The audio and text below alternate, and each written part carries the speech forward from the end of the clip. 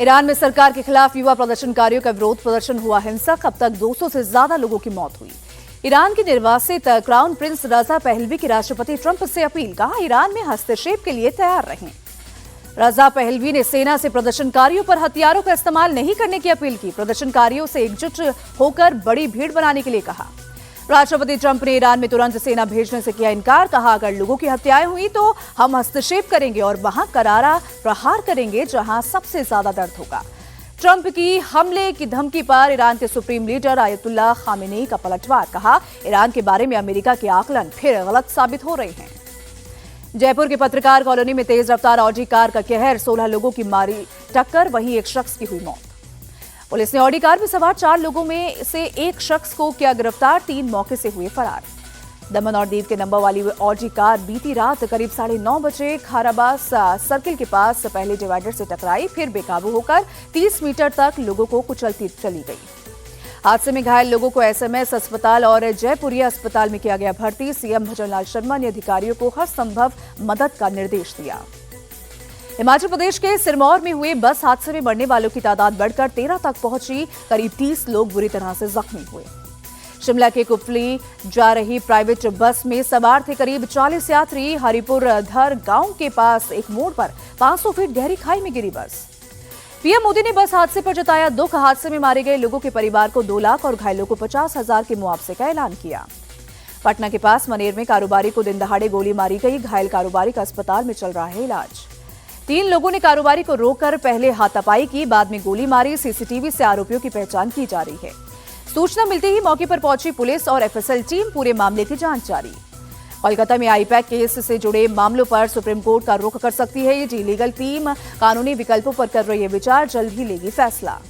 Calcutta high court में भारी हंगामे की वजह से ईडी की रेड पर सुनवाई टली। हाईकोर्ट अब 14 जनवरी को करेगा सुनवाई।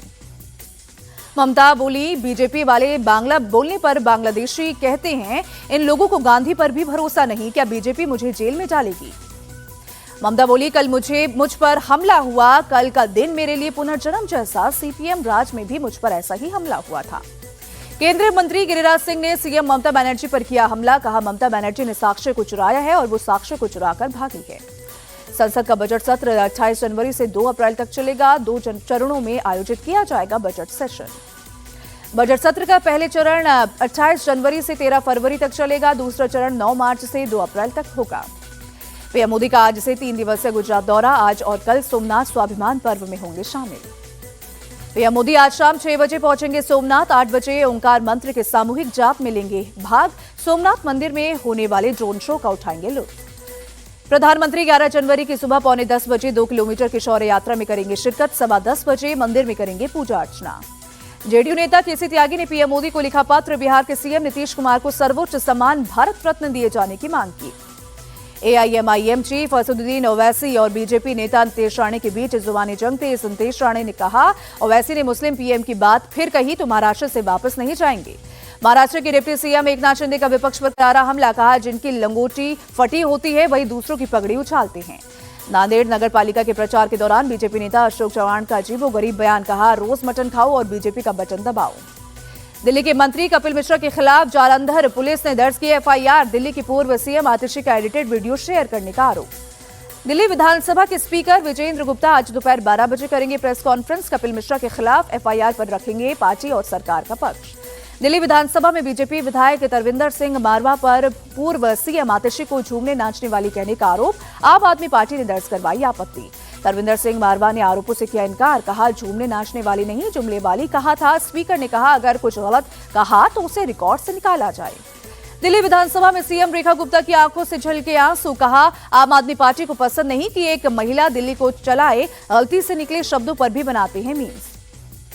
सीएम रेखा गुप्ता ने प्रदूषण के मुद्दे पर आम आदमी पार्टी को दिया करारा जवाब। कहा, आज दिल्ली का जो हाल है उसके लिए पिछली सरकार जिम्मेदार है।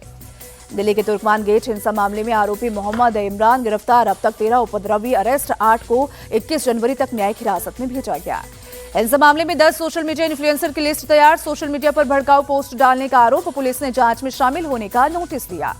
लखनऊ के केजीएमयू धर्मांतरण केस का आरोपी डॉक्टर रमीज गिरफ्तार। पुलिस ने किया था 50,000 के इनाम का ऐलान। वाराणसी में पुलिस ने 3 करोड़ की कीमत के 2 किलो से ज्यादा सोना चोरी के मामले का किया खुलासा। 5 लोगों को अरेस्ट किया। वाराणसी में ज्वेलरी शॉप में बुर्का, नकाब, हेलमेट या मास्क पहने शख्स की एंट्री बैन। चोरी और लूट की बढ़ती घटनाओं पर रोक के लिए नई पहल। यूपी के सीतापुर में बीती शाम अवैध निर्माण पर चला बुलडोजर। प्रहलादपुर गांव में 1 करोड़ रुपए की करीब 2 बीघा जमीन करवाई गई खाली। यूपी के अमरोहा में करीब 30 बीघा जमीन पर चला प्रशासन का बुलडोजर। अवैध प्लॉटिंग करके किए जा रहे निर्माण को जमींदोज किया। भारत और न्यूजीलैंड के बीच वनडे सीरीज का कल से होगा आगाज। वडोदरा में खेला जाएगा पहले वनडे मुकाबला। वडोदरा वनडे से पहले विराट कोहली ने शुरू की शेयर की प्रैक्टिस सेशन की तस्वीरें।